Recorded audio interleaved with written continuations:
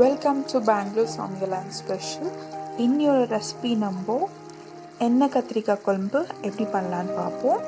So வீடியோக்குள்ளே போகிறதுக்கு முன்னாடி மறக்காத பெங்களூர் சமையலுக்கு சப்ஸ்கிரைப் பண்ணிக்கோங்க. ஃபர்ஸ்ட் நம்ம மசாலாஸ் எல்லாம் ரெடி பண்ணிடலாம். ஸோ மசாலாவுக்கு தேவையான இன்க்ரீடியன்ட் ஒரு நெல்லிக்காய் சைஸ் புளி. இதை தண்ணியில் ஊற வச்சு கரைச்சி நம்ம வடிகட்டி இன்னொரு பாத்திரத்தில் ஊற்றி வச்சுக்கலாம். இந்தமாரி கரைச்சி எடுத்துக்கினேன் புளி தண்ணியை. அந்த புளி தண்ணியில் நம்ம 2 தக்காளி சேர்த்துடலாம்.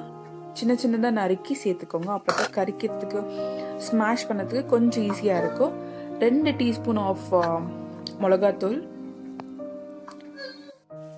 கொஞ்சம் மஞ்சள் தூள், அப்புறம் 2 டீஸ்பூன் ஆஃப் தனியா பவுடர்.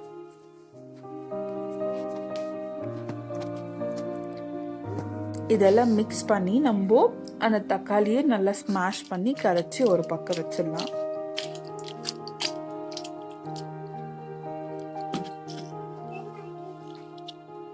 ஸோ அப்படி கரைக்க முடியலன்னா ஒரு 10 மினிட்ஸ் விட்டு அந்த மசாலாஸ் எல்லாம் ஊறிட்டு இருக்கும், அப்புறமா கரைச்சிக்கோங்க. நெக்ஸ்ட் நம்ம மிக்சியில் அரைச்சிக்கலாம். தேங்காய், சோம்பு, எள்ளு, இது கொஞ்சமாக எள்ளு சேர்த்துக்கோங்க, டேஸ்ட் நல்லா இருக்கும். அதுக்கப்புறம் முந்திரி சேர்த்துக்கலாம். ஸோ இது நம்ம லாஸ்ட்ல ஆட் பண்ணுறதுனால அந்த முந்திரியோ எள்ளு ஃப்ளேவர் சூப்பராக இருக்கும்.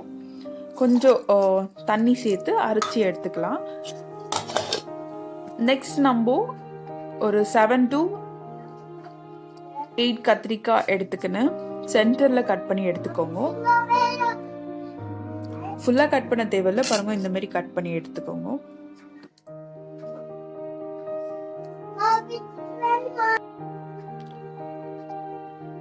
எண்ணெய் சேர்த்துக்கலாம்.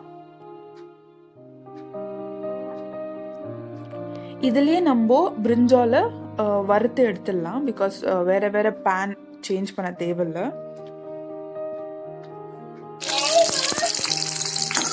ஸோ 2 பக்கமும் நல்லா ஃப்ரை பண்ணி ஒரு பிளேட்ல எடுத்து வச்சுக்கலாம்.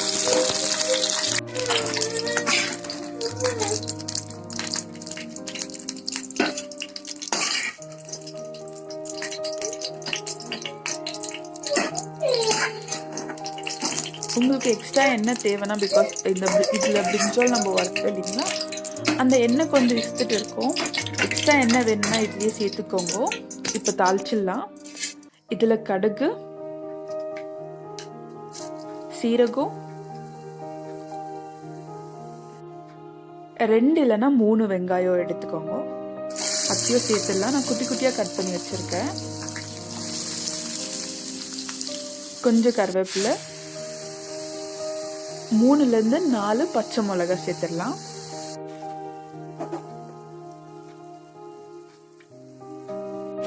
நல்லா ஃப்ரை ஆகட்டும். பார்த்தீங்கன்னா இந்த மாதிரி ஃப்ரை ஆகணும்.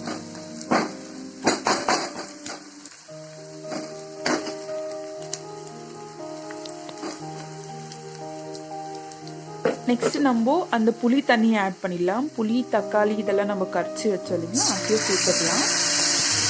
சேர்த்துட்டு ஒரு 10 to 15 மினிட்ஸ் ஸ்லோ சிம்ல நல்லா கொதிக்கட்டும். தேவையான உப்பு சேர்த்துக்கோங்க. நல்லா கொதிச்சோன்னு அப்புறம் இந்த கத்திரிக்காய் சேர்த்துடலாம்.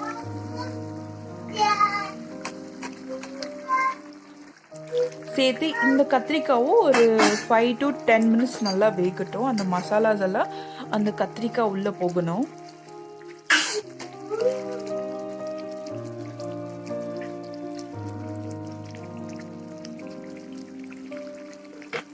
நான் முழுசாக போட்டுக்கிறேன், காம்போட தான் போட்டுக்கிறேன்.